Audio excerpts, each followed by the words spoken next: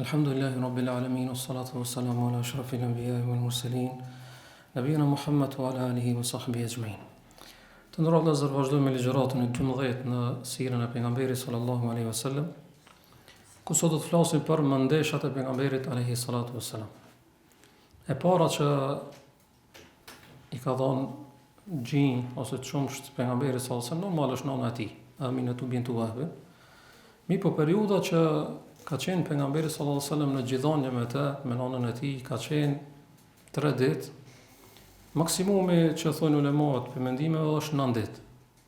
Do thonë një periudhë shumë e shkurtër ka qëndruar me nanën e vet, në gjithënje. Pastaj pas nanës tij e ka ushqime çumsht një grua që ka pasur emrin Thuwaiba. Pra mandesha e parë e pejgamberit sallallahu alaihi wasallam pas nanës tij ka qenë Thuwaiba, e cila ka qenë shërptore ose robneshe e Ebu Lehebit. E ka pas një djalë që ka pas emrin Mesruh. Ç'ky Mesruh është djali për të cilën Thuwaiba, do të thonë, ka pas çumsh në xhirin e saj. Do të thonë arsyeja që pastaj kjo me pas mundësi me ushqy pejgamberin alayhis salatu wasallam ka qenë djali i tij Mesruhi. Po përveç pejgamberin alayhis salatu wasallam që ka ushqy me xhinj Thuwaibatu, që ka qenë shërptore e Ebu Lehebit, e ka ushqy gjithashtu i ka dhënë gjinj edhe Hamza bin Ibn Abdul Muttalib, pra axhës pejgamberit sallallahu alaihi wasallam, që ka qenë më i vjetër se pejgamberi alayhis salatu wasallam me moshë 2 vjet. Gjithashtu i ka dhënë edhe Ebu Salames, Abdullah ibn Abdul Asad al-Makhzumi radhiyallahu anhu. Të dyve i ka dhënë pejgamberit alayhis salatu wasallam dhe djalit saj. Pro del nga kjo që pejgamberi sallallahu alaihi wasallam i ka pas vëllezër nga çumshti, për arsye të gjithënjes ose për arsye të mandeshës së tij Thuwaibës, e ka pas edhe Hamzan, Ebu Selemen edhe Mesruhin, vëllezër për nga çumshti. Pra Hamzan përveç se ka pas axh, e ka pas edhe vëlla. Ebu Selemen e ka pas kushëri pejgamberi sallallahu alaihi wasallam. Më konkretisht do të thonë ka pas djalë halle, sepse nana e Ebu Salemës e ka pas emrin Barra bintu Abdul Muttalib, pra ka pas hall pejgamberi alayhis salatu wasallam, dhe Ebu Salemën e ka pas djalë halle, por ka pas edhe vëlla për nga çumshti. Dhe ka pas Mesruhin, që është edhe arsyeja që Thuwaiba me pas çumsht. Pastaj pas Thuwaibës pejgamberi sallallahu alaihi wasallam transferohet ose vazhdon gjithënjen tek një grua që ka pas emrin Halimatu Saadiyya, që ka qenë nga fisi Benu Saad ibn Bekr. Që ky fisi Saad ibn Bekr, vëllazër, ka qenë fis, ka qenë familje, ka qenë, domethënë, një fshat ose një fis i një fshatit që ka qenë të njohur për nga gjuha e pastër që e kanë pas arabe. Andaj edhe që ky fis shpesh herë ka shku në Mekë për me marr foshnjë të posalindura, që me i ushqy pasaj dhe mu kujdes për ta. E njëna për grave që e ka bon këtë punë vepër është edhe Halimatu Saadiyya. Arabët, vëllezër, për çfarë arsye i kanë dërgu fëmijët e tyre në për fshatra ose në për shkretira? Për çfarë arsye? Ulemat e përmenin 3 arsye kryesore. Arsyeja e parë është për arsye të gjuhës së pastër që e kanë pas.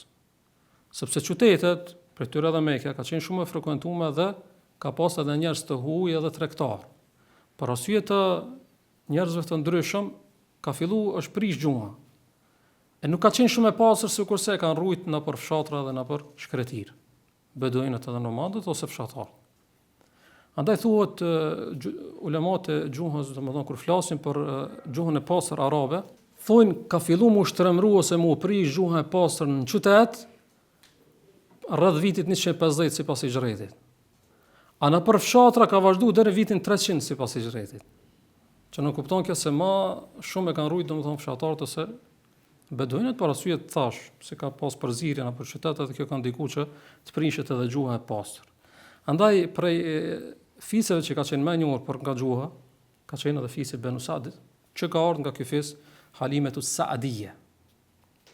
Arsyeja e dytë, ose para se më shkut arsyeja e dytë, me kasjet e kanë ditë këtë shumë mirë, edhe ka qenë te ato shumë e njohur ky fis, domethënë fisi Benu Saadit, Dhe në momentin që kanë ardhur, i kanë dërguar foshën tek ato. Andaj pejgamberi alayhis salatu wasallam për këtë arsye pse është rrit tek fisi Banu Saadit, që kanë qenë dalluar për nga xhuha e pastër, domethënë është shndëruar në një njeri që ka qenë shumë elokuent dhe gojtar alayhis salatu wasallam. Derisa Abu Bekri, duke u çudit nga elokuenca e pejgamberit sallallahu alaihi wasallam, një ditë për ditë thotë: "Ya Rasulullah, ma ra'aytu afsaha mink." Ja Rasulullah, nuk kam pa njeri më elokuent se ti. Sikurse po do të më thonë Abu Bekri, ku është arsyeja? Më thonë, që këtu na rit me ikëm. Thot pejgamberi sallallahu alaihi wasallam: "Wa ma yamna'uni ana qurashiyun wasturditu fi bani Sa'd." Thot, ç'ma pengon mua me kon ma njeriu më elokuent. Thot, un jam kureshi, edhe jam rrit në fillim kur kam qenë fëmijë i vogël tek fisi Banu Sa'd.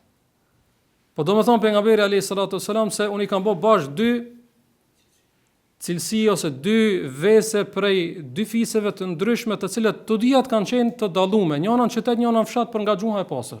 Kureshitët kanë qenë shumë të avancuar në gjuhë, po do më thonë fisi Banu Sa'dit kanë qenë edhe më të avancuar se ato, sepse kanë qenë jashtë Mekës. E dyta arsye është shkatësia dhe mendjeprësia. Do më thonë ajri i pastër, vendi, do më thonë, i gjanë, ka ndiku tek fëmijë, tek foshën, që të rritet zgjarësia dhe mendjepresia e tyre. Do më thonë, i ka detyru ata që t'jenë më të shkatësët edhe më mendjepret. Dhe treta arsye është fuqia trupore, po gjithashtu edhe shëndetësore. Sepse ato kanë pas kontakt direkt me rrezet e diellit, me ajrin e pastër, me shumë gjëra të cilat natyrore, të cilat nuk i kanë pas ato foshnjët e qytetit Mekës. Ato shembull në Mekë ka qenë shtëpitë shumë ngushta, lagjet e ngushta, të përzijnë me njerëz të ndryshëm, po ashtu edhe ajri nuk ka qenë i pastër sikurse ka qenë në qytet. Gjithashtu edhe kontakti me rrezet e diellit nuk ka qenë, andaj kjo ka ndikuar pasaj tek fuqia trupore. Për këtë arsye, domethënë pejgamberi sallallahu alajhi wasallam është rrit si njeri i fuqishëm, sepse është rrit tek fisi Banu Saadit ose në periferi. Ndërsa është e dhimbshme vëllazër se fëmijët tonë, po edhe në atë kohë, domethënë që kanë jetuar nëpër qytete, nuk i kanë pas këtë benefit tonë. Andaj edhe pedagogët përmendin që është mirë, sidomos vitet e para pasi që lind, ose foshnja po sa lindur, ketë më shumë kontakt me natyrën, me atë në cilën rrethon, me ajrin e pastër, me diellin, domethënë që këto pastaj ndikojnë tek ajri, por kjo pothuajse është më vetëm se e pamundur të realizohet në këtë kohë, në veçantë.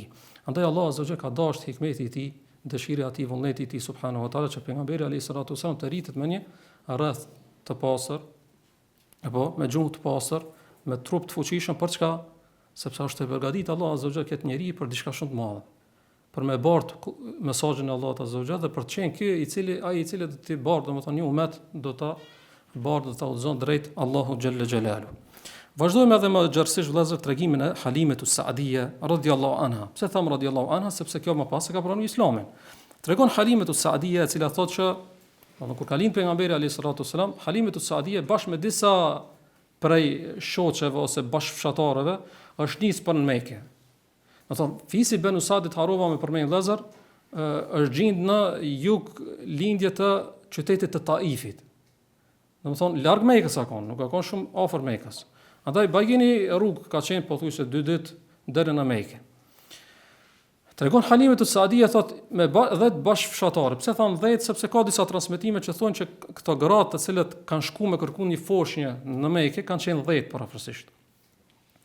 Dhe çdo njëra prej tyre ka pas një fëmijë lirek, një fëmijë të vogël, që më kanë arsyeja që ato më pas çumsht, e që më shku pastaj me kërkuar një fëmijë në Mekë. Po pse më kërku fëmijë në Mekë? Çfarë shikoni fëmijë? As mjaftona. Ka qenë një arsye. Çka është arsyeja? Sepse ato kanë pas fukarallëk. Dhe kanë shkuar në Mekë me kërkuar një fëmijë që pastaj ajo më kanë me kompenzim. Ato më pas një fëmijë që këto më rrita ato pastaj prej prindve të asaj fëmijë, asaj foshë, domethënë me marr diçka. E tregon Halimet Sa'dije thotë fa kharajtu fi awaili niswati ala atanin li kamra. Thotë dola u nisa udhtimin me 10 bashkëfshatarë të mijat dhe unë ishta mbi një gomaric. Domethënë tregon Halimet Sa'dije. Mirë, po kjo gomarica domethënë ka qenë me plak. Gjatë udhtimit e ka marrë një plak dhe ka qenë shumë e ngatë. Dhe thotë ato tjerat domethënë ma paraprin mua. Përveç kësaj gomaricës, thot, unë jam kanë edhe me burrin tim, që ka pas emrin El Harith ibn Abdul Uzza. Që ky Harith ibn Abdul Uzza Saadi, kush është vëllazë? Ky është Ibn Abi Kepshe, ose është Ebu Kepshe. Që është Ebu Kepshe, pse po e përmendi? Do ta përmendim. Bekasit kur kanë dash me nënçmu pejgamberin alayhis salatu wasalam, ka thonë që ky i djali i Ebu Kepshes është që është duke pretenduar dhe supozon se i shpallët prej qiellit. Kanë dash me nënçmu pejgamberin alayhis salatu wasalam dhe e kanë thirrë me djali i Ebu Kepshes. E kush kanë Ebu Kepshe? Është Harith ibn Abdul Uzza, që ki baba i tij që ka më qenë bab i qumshtit. Andaj kur kanë dashur me nënshmu pejgamberin alayhis salam, e kanë thirrë me një bab që pak e kanë njoft kush është. Djali i Ebu, po ti e di që ki në Mekë është djali i Abdullahut. Abdullah është i Abdul Muttalibit. Pse se thirrë me thon Ibn Abdullah ose Ibn Abdul Muttalib, po më thon Ibn Abi Kepshe, se kanë dashur me nënshmu. Andaj edhe Ebu Sufjani, kur ja bën ato 10 pyetje të Herakli, dhe pasi që i përgjigjet kur del, çka thot Ebu Sufjani? Thot laqad umira amru Ibn Abi Kepshe. Thot kanë bën shumë e madhe çështja e djalit të Ebu Kepshes. Duke pas për çfarë kanë këto? Pejgamberin alayhis salatu wasallam. Po pse ka përdor këtë shprehje? Në shenjën e nënçmimit, në momentin që ka qenë, domethënë në ato kohë ka qenë mushrik. Radiallahu anhu, pastaj ka pranuar Islamin. Pra kur kanë dashur me nënçmu pejgamberin alayhis salatu wasallam, e kanë thirrë me me nofkën e këtij El Harith ibn Abdul Uzza. Atash Halime Saadia po tregon, thotë, unë isha bashkë me mbi gomaric, që ishte shumë ngath, shumë e lodh. Dhe kisha me vete, domethënë bashkë me munën tim, ishte edhe El Harith ibn Abdul Uzza, që ishte burri i saj. Po thotë kishme edhe një deve që ishte shumë e moshume dhe s'kisht pothuajse asnjë pikë çumshti. Pse asnjë pikë çumshti? Sepse thotë vinim nga një vit që ishte thasir shumë e madhe. Thotë edhe na kish kaplu neve uria edhe lodhësia neve këtë si fis. Po edhe baktit tona, edhe kafshët tona. Edhe që kjo deve që e kam pas me vete, thotë asnjë pikë çumshti se ka pas. Thotë edhe me vete e kam pas djalin tem, që e ka pas emrin Abdullah ibn al-Harith. E kush është ky? Që ky djalë është sebeb që me pas Halimja, me pas çumsht, që pastaj me shku pejgamberin alayhis salatu wasalam me kërku. Mi po thot nga uria e madhe se s'kishim shka mi dhon çumsh këtij, thot vazhdimisht disa natë, domethënë pi vajit këtij fëmijët nuk kam mujt me bot gjumë, as unë as burri jam. Për arsye se umësia e madhe, s'ka pas çumsh deve jam ton, dhe nga vaji i madh që e ka pas ki Abdullah ibn al-Harith djali, foshnja, domethënë s'kena mujt me bot gjumë. Thot shkuan me kemi po thot me vonesë mbrinë. Thot këtë shoqet e mia kishin marrë nga një foshë. Përveç meje që më kish me veç një jetim, alayhi salatu wassalam. Thot po unë nuk e pranova fillimisht. Sigur se nuk e kishin pranuar edhe shoqet e saj. Domethënë çdo njëra prej tyre ka pas mundësinë me marr pejgamberin alayhis salatu, po se ka marr. Tash edhe kësaj i vën mundësia, thot edhe unë se mora. Pse se mora? Ti me vonesë kjo çash, veç kjo kamet. Veç ky jetim kamet. Pse s'ke marr? Ose kjo foshë. Thot se mora pse jetim. Po pse? Po çash ne e përmendëm arsyeën. Pse kanë marrë ato foshë? Pse kanë lip foshën? Që kanë prit pi babës me pas diçka. E tash shembull nona ose gjyshi, çka mundën me bata? Shpresat janë shumë më të vogla se kur e ka. Mirë po thot, edhe pse në fillim thot nuk e mora, po nuk deshta mu kthi dush zbrast. Andaj i thash burrit tem El Harith ibn Abdul Uzza, pasha Allahun thot do ta marr këtë jetimin e fisit ose familjes Abdul Muttalibit. Ha nuk e di se kanë të e marr. Thot ndoshta Allahu do na japë bereqet. El Harith ibn Abdul Uzza thot shumë mendim i mirë thot, merr se thot shpresojna që të kemi bereqet. Thot fa akhadtuhu, thot e mora. Thot pasha Allahun, thot ju bashkangjita karavanit as nata nuk na kam ri, veç se gjin jam u mosh me çumsht. Thot edhe nga gëzimi, thot i dhash çumsht fëmijës që e mora, Muhamedit sallallahu alaihi wasallam, thot dhe i dhash derisa u ngi. Dhe i dhash çumsht edhe fëmijës tem, Abdullah ibn al-Harith, edhe ai u ngi, thot edhe flejtën, thot nuk kishin flet më herët. Thot burri jam, thot shkoj te ajo devja që ishte e moshume, që s'kishte asnjë pikë çumsht, kur e pa e gjeti thot të mbusht me çumsht. Tha më një herë e ka miel ata dhe thot piju aj, pita dhe unë, thot edhe kina flet një natë, thot që moti se kish me shiu gjumin për arsye të urisë madhe. Pastaj thot, pas kur gdhiu mirë, thot u nisëm me karavanin bashkë, mirë po tashmë nuk ishte situata sikur se ishmi kur kena shkuar në Mekë. Tash thot ishmi të partë, jo të fundit. Se thot se disha ke gjetë këtë gumaricën, se thot e ishte e para dhe ma e shpejta. Derisa fillun ato gratë i thojnë, oj, bia e bintu Dhuejbit, se Halimetu ibnu bintu e bi Dhuejb, baba e ti, e kanë thirë. Ka thonë, oj, bia e bi Dhuejbit, a nuk është kjo gumarica me cilën të kja ardhë? Thot, po, vallaj, po nuk e di që e ka gjetë, sigurisht është për arsye të një fëmijës që e kena marrë që si duket është fëmijë i begat ose i bereqetshëm. Thot shkum të venët tona tek fisi jonë Benu Saadit, në për venët tona pas këtij udhtimi që thash po thosë 2 ditë që ka zgjat, thot po ka qenë thasire e madhe.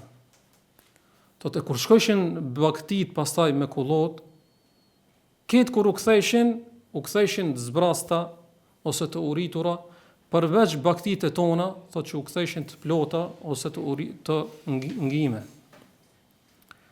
Thot të çuditshme, po fillun pastaj edhe fshatar tjerë me i thonë, pse po ndodh kjo? Pse baktitë e juve janë të thata, ndërsa të Halimes e Saadije janë të mbushura? Shkoni kullotni ku kullotin baktitë. Thot shkojshin te i njëjti vend, mi po prap kur ktheheshin zbrasta, ndërsa tonat ktheheshin të plota. Nga bereqeti i pejgamberit sallallahu alaihi wasallam, mi po nuk e di kanë e ka me veti.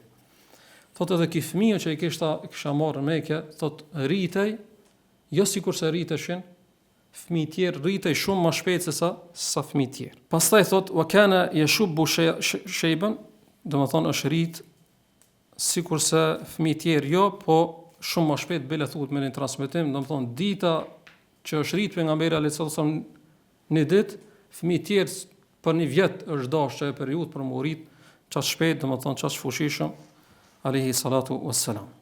Thot nuk kemi pa fëmijë sikur se ai, dhe erdh koha pastaj pas 2 viteve për me kthit tek nana e tij.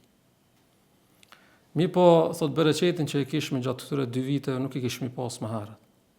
Dhe u zotu me burrin tem, domethënë Al Harith ibn Abdul Uzza, që me bot çmos, vetëm e mnal, dhe me i ofru dhe me insistu që me mnal. Thot shkum në Mekë, i tham Aminatu bintu Wahbin, që e kish marrë malli për evladin e saj, thot i tham nuk kemi pa fëmijë foshnjë më të bekum se sa foshnja jote. Mi po thot kina frikë se smujet e Mekës mundën me e lodh. Andaj thot apo na jep neve ta vazhdojna kujdestarin ndaj tij. Mi po Amina nuk pranon. Nuk pranon sebeb që e kish marrë malli dhe tash evlad 2 vjet ka qenë të mjaftueshme për mu nda prej tij. Mi po këto insistojnë derisa e lën. Derisa e lën, domethënë edhe kthehen bashkë dhe çndron ala pejgamberi sallallahu alaihi wasallam me Halimetu Saadiyya dhe Al Harith ibn Abdul Uzza radiyallahu anhuma. Pse radiyallahu anhuma? Sepse edhe burri i saj domethënë e ka pranuar Islamin. Mi po gjatë kësaj periudhe dhe vjen koha për me e kthi pastaj. Dhe e kthejnë edhe pse nuk janë marrë vesh. Në fillim insistojnë për me majt mas 2 viteve, pastaj pas një kohë shkojnë me e kthi çuditët e Amina bintu Wahbin, thot pse po e kthenin, në fillim insistojshi. Çka ishte arsyeja me e kthi? Arsyeja ishte diçka, një ndodhi që i ka ndodhur pejgamberit alayhis salatu wasallam. Pejgamberi Allahut alayhis salatu wasallam dazar u rit jetim. Edhe si foshnja, edhe në foshnja, edhe në veçli, domethënë ka pas disa ndodhi, disa tregues, disa shenja që kanë treguar se ki nuk është fëmijë i zakonshëm, po e ka përgatitur Allahu azza wa jall se për me qenë njerëz shumë i madh. Andaj ka ndodhur një ndodhi që nuk i ndodh edhe fëmijëve tjerë, që është ndarja e karaharorit ose çarja e gjoksit. Vazhdon Halimetu bintu Saadije, Halimetu Saadije duke treguar dhe thot pas shtëpisë një ditë prej ditëve, përderisa kishme pejgamberin sallallahu alaihi wasallam bashkë. Tash ne botojna pejgamberin alayhis salatu wasallam, nuk e ka ditë, se s'ka qenë as pejgamber asë kohë. Thot pas shtëpisë, thot ishte duke u kujdes për baktit, bashkë me vllahun e vet, Abdullah ibn Al Harith. Moshën parafasish 4 vjet, edhe pse ka disa mendime të ulemave. Thot erdh fëmia Abdullah ibn Al Harith duke vrapu dhe duke thirr babën edhe nanën e vet, duke thonë ecni se vllau jam Kureshi i ka ardhur një njeri me tesha të bardha dhe e ka shtri dhe ka qa gjoksin. Të trishtum që ashtu vazhdum, unisëm, dhe kur shku me pam pejgamberin Muhammedin sallallahu alaihi wasallam ngritur në kam, thotë dhe ishte ndryshu qerja e ftyrës, në ngjyra e ftyrës për arsye të trishtimit që i kishte ndodhur. Çfarë kishte ndodhur pejgamberit alayhi salatu wasallam? Kur e shohin tash këto, i shef pejgamberi alayhi salatu wasallam shkon me qaf edhe fillon me çajt. Edhe ato pasi e qafin, domethënë Halimja dhe Harith ibn Abdul Uzza, i thojnë Muhammedit sallallahu alaihi wasallam, thotë çka ndodhi? Thotë merr një burr me tesha të bardha, dhe thotë ma çao gjoksin, vendoi diçka në gjoks dhe pastaj e ktheu që shakon. Kur ja tregon këta pejgamberi sallallahu alaihi wasallam, frigohet shumë baba nga çumshti, El Harith ibn Abdul Uzza. Edhe nga frika e madhe, thotë si duket mos e ka prek ndonjë gjin. Thotë goto shpejt merr edhe kthehet tek nana e vetë në Mekë, sa si jemi korit. Sa s'ka do diçka që të korit. Dhe pastaj e kthejnë, ata kur e kthejnë, i shef Aminatu bintu Wahbin, se ato e kthi këto dhe këto dyqysh si të frigum. Thotë çka është puna juve? Në fillim erdhat dhe insistojshë me majt, tash jemi duke insistuar për e kthi. Çka ka ndodhur? Jo, thotë kur gjallë, s'ka ndodhur se ka ardhur koha dhe ti jetë shmallësh me ta se ke pa. Jo, thotë ka ndodhur diçka. Dhe ata ja tregojnë pastaj tregimin, mi po i tregojnë që i na frigu shumë. Edhe Aminatu bintu Wahbi thotë pasha Allahun, Allahu këtij nuk i bën diçka. Nuk i bën keq diçka. Se ki nuk është thotë fëmijë i zakonshëm. Se thotë unë nuk kam përjetuar dhe nuk kam dëgjuar për një shtatzani më të lehtë se sa shtatzani që kam pas me ta. Gjithashtu thotë kur ka lind, thotë ndriçimi ka dalë një dritë prej meje, ndriçimin që e ka pas nga ndriçimi ose drite, thotë i kam pa kusur Sham ose Basra, thotë i kam pa ato pallatet e Basrës në Sham ose devet e Basrës. Dhe vazhdon edhe i tregon disa ngjarje, disa ndodhi që i kanë ndodhur, sepse është njëna prej tregimeve ose vazhdimi i kësaj, se thotë kur ka lind dhe ka dalë, thotë nuk ka dalë sikurse fëmijë tjerë, po me njëherë ka dalë me durt duke u mbështetur në tokë dhe kokën ngritur për nga qielli. Andaj thotë pasha Allahun këtij nuk i bën keq Allahu azza wa jall diçka, sepse nuk është fëmijë i zakonshëm. Po thotë jo nisno, vazhdoni, kthehuni ku jeni kanë dhe lënë këtë me mua. E vetë pejgamberi alayhi salatu wasalam jep disa detaje për ndodhinë e çarjes së gjoksit të tij alayhi salatu wasalam. Thotë fa baina ana fi bahmin lana atani rajulani alayhima thiyabun bid. Dhe hadith është i vlerësuar nga Sheikh Albani si hadith sahih. Thotë përderisa isha me baktitna si fëmijë, thotë më erdhën dy burra me tesha të bardha. Nuk kisha pa që ashtu s'kom pa asnjëherë, po edhe tesha sikurse teshat e tyre s'kom pa asnjëherë. Dhe kush janë këto dy burra në transmetim? Xhebrili dhe Mikaili alayhis salam në formën e njerëzve. Thotë ma'huma tastun min dhahabin mamlu'un thaljan. Dhe kishin me vete një enë nga ari që ishte mbushur me borë. Thotë fa adja'ani fa shaqqa batni thumma istakhraja qalbi fa shaqqa. Thotë më pas thotë më shtrin për tokë, e hapën kraharorin tim gjoksin, thotë e nxorën zemrën time, thotë dhe nxorën nga zemra një alaka të zezë, një gjak të ngjizur i zi, një pikë të zezë, që sipas një transmetimi që ta përmendin, është hise e shejtanit. Thotë e hudhën ata. Dhe pastaj thotë zemra time e pastruan me atë thelgjin, me atë borën që ka qenë. Gjithashtu e pastruan edhe gjoksin dhe thotë e kthin zemrën në gjoks dhe e çepën gjoksin dhe e kthin sikur se ka qenë. Dhe tha njëri prej tyre i tha tjetrit: "Zinhu bi ashratin min ummati." Thotë peshoje me 10 prej umetit të tij. Domethënë vendoje në peshore ket me 10 prej umetit të tij. Thotë më vendun me peshun, thotë unë rëndova. Thotë peshoje me 100, thotë prapë unë rëndova. Peshoje me 1000, prapë thotë unë rëndova, thotë da'hu anke. Thotë lënë se pashallah nëse ti e peshon dhe e matate me krejt umetin e tij do të rëndon alayhi salatu wassalam. Është një hadith tjetër, hadithi është në Sahihain, po këtë lafz që ta përmendi është nga Muslimi, e transmeton Anas ibn Malik radhiyallahu anhu. Thotë Anas ibn Malik radhiyallahu anhu, thotë se Rasulullah alayhi salatu wasalam atahu Jibril wa huwa yal'abu ma'al ghilman. I erdhi Rasulullah Jibril alayhi salam derisa ishte duke lozë me fëmijët. Nuk e përmend këtu se akon Banu Sadit, por nuk kuptohet sikur se përmendën në transmetime të tjera. Thotë dhe e morën dhe e shtrin dhe pastaj ja nxorën zemrën e tij dhe pastaj ja nxorën atë pikën e zezë dhe i kanë thonë hadha hadhu shejtani mink. Ç'kjo është ajo hisa e shejtanit dhe ja largojnë. Dhe këtu në këtë transmetim të Enesit, domethënë vend të borës, thotë ka qenë bima i Zemzem, e kanë pastru, e kanë kthi, po është diçka këtu një fjali e Enesit pse po e përmendi. Cila fjali thotë wa qad kuntu ara athara dhalika al-mikhyat fi sadrihi. Thotë i kanë pa gjurmët e asaj çepeje në kraharorin e pejgamberit alayhis salatu wasallam më pas. Çka nuk kupton kjo fjalë e Enesit radhiyallahu anhu? Se çarja e gjoksit pejgamberit sallallahu alaihi wasallam ka qenë diçka reale, vërtet. Nuk ka qenë diçka në ëndër ose tregimin i fëmijës, sikurse mundohet dikush edhe insiston ta shfaqë ose ta tregon. Po ka qenë diçka reale që më pas sahabët e kanë pa atë gjurmën e asaj çarje në gjoksin e pejgamberit sallallahu alaihi wasallam. Andaj Ibn Hajeri thotë wa jami'u ma warada min shaqq as-sadri wa istikhraj al-qalbi wa ghayri dhalika min al-umur al-khariqa lil-'ada mimma yajibu taslimu lahu duna at-ta'arrud li sarfihi an haqiqatihi.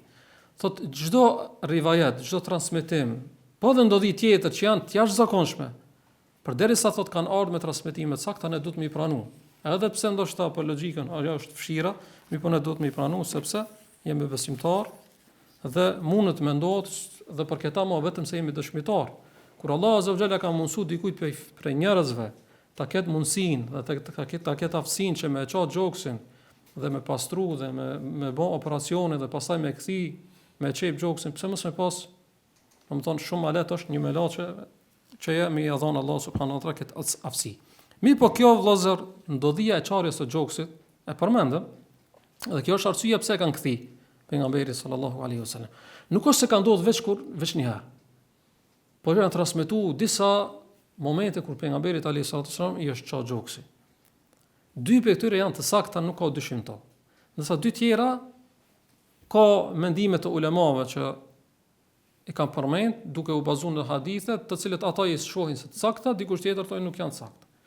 Ato që janë të sakta vëllezër që nuk ka dyshim ta është kjo që e përmendëm, duke qenë moshën 4 vjeçare, tek kur ka qenë te Halime Saadije. Rasti tjetër që nuk ka dyshim ta është kur ka qenë para Isras dhe Mirajit. Tregon pejgamberi alayhi salatu wasalam se thot u hap kulmi i shtëpisë, të zbriti Xhibril alayhi salam, më hapi gjoksin dhe e kishte një enë që ishte mbushur me hikmet dhe me iman, me urtësi dhe me iman. Thotë derdhi në gjoksin tim, krahurorin tim dhe pastaj e ktheu që shakon. Dhe pastaj thotë unë gjitëm për në qiell. Ç'ky hadithi që është para Isras dhe Mirajit. Çarja e parë që është me ja hekat hisën e shejtanit. E por pse me ja hek hisën e shejtanit? Pejgamberi alayhis salatu wasallam nuk është rrit sikur se foshnjë tjera, sepse çiket hisët e shejtanit ose çiket derë që e ka shejtani për me i bë cytje njerit, nuk e ka pas pejgamberi alayhis salatu wasallam. Andaj çish fëmijëria është rrit me natyrshmërinë e pasur, nuk ka ndiku shejtani shumë tek ai. Andaj pejgamberi alayhis salatu wasallam nuk është betuar në për idhuj, nuk ka bosh shirk pejgamberi alayhis salatu wasallam, nuk ka bosh sejdë idhujve sikur se ka qenë diçka e përhapur tek kurëshitet, sepse ka pas hekur hadhu shejtan. Arsyeja e dytë pse i është hap gjoksi para Isras dhe Mirajit ka qenë për me para përgatitur Allahu azza wa jall për një ndodhi që është shumë e madhe, po edhe me mush zemrën e tij me iman dhe hikmet. Janë edhe dy ndodhi tjera që njëna thuhet kur ka qenë 10 vjet pejgamberi alayhis salatu wasalam i është hap gjoksi dhe i është pastru. Një tjetër thuhet kur i ka pas moshën 40 vjeçare, domethënë para se mi zrit shpallja dhe e para qoftë 10 vjeçare ose kjo tjetra ka qenë para përgatitje për zbritjen e shpalljes. Apo. Dhe për çdo njëri prej tyre ka transmetime, domethënë ka pyetje që janë hasan, ka pyetje. Mi po ata që nuk ka më dyshje është çarja e gjoksit tek Halime Saadije dhe çarja e gjoksit para Isras dhe Mirajit, po dhe këto tjera domethënë ajo është pranueshme. Çaj që nuk ka dyshim se Allah azza wa jalla ka thënë alam nashrah laka sadrak. Nuk ta kemi hap kraharorin. Dhe kjo fjalë Allahu azza wa jalla nuk ta kemi hap ti kraharorin, nuk kupton këtu edhe hapjen fizike, pa datë shpirtërore. Pa kemi hap kraharorin tan, gjoksin tan me pastru, qoftë tek Halime Saadije ose para Isras dhe Mirajit, po një ashtu edhe shpirtërore se ta kemi hap gjoksin për me e pranu shpallën edhe për me kana i cili do të i udhëheq njerëzit për tek Allahu xhalla xhelala. Pejgamberi alayhis salatu wasalam dha parafrasisht domethënë ka qendruar tek Halime Saadije 4 vjet ose disa transmetime 4 vjet e 6 muaj, disa transmetime thotë më pak, Allahu Teala a'lam. Po më saktë ato 4 vite ose 4 vite 6 muaj. E pejgamberi alayhi salatu wasalam, dhe me këtë po përfundoj, ka qenë njeri shumë i minjohës. Alayhi salatu wasalam për vetive që i ka pas, andaj pastaj kur është bë pejgamber dhe është përhap Islami, kanë ardhur prindërit e tij nga çumshti, Al-Halim as-Saadiyya, dhe Al-Harith ibn Abdul Uzza, dhe i ka respektuar, i ka nderuar alayhi salatu wasalam shumë. Bile njënën që ka pas motër, Ash-Shayma bintu Al-Harith, që ka qenë motra e pejgamberit sallallahu alajhi wasallam nga çumshti. Ona ka qenë vajza e Halim as-Saadiyya, ka qenë është zonë robnesh tek betejë e Hunenit. Do ta përmendin, edhe kur e ka pa, e ka respektuar shumë, e ka liruar normal për robërie, e ka respektuar shumë, e ka nderuar shumë dhe ja ka dhënë një mundësi. Ka thënë apo do më nejt këtu me mua dhe më kanë shumë respektuar, shumë nderuar, apo do më të kthi tek veni jot, ka thënë kthehem tek veni jam. Kur e ka kthi pejgamberi edhe sot me vete i ka lënë edhe shumë hedija asaj, edhe shumë e ka respektuar dhe ka nderuar alayhi salatu wassalam. Nga kjo ndodhi vëllazë, qoftë, domethënë gjithënia ose edhe ndarja e kraharorit ka shumë dobi që do t'i përmendim inshallah në ligjëratën tjetër, duke lutur Allahun azza wa jalla që të na ringjall me këtë burr të madh alayhi salatu wassalam, të cilit i ka thënë Allahu azza wa jalla alam nashrah laka sadrak. Wallahu ta'ala a'lam, sallallahu alaihi wasallam ala nabiyyina Muhammad wa akhiru da'wana alhamdulillahi rabbil alamin.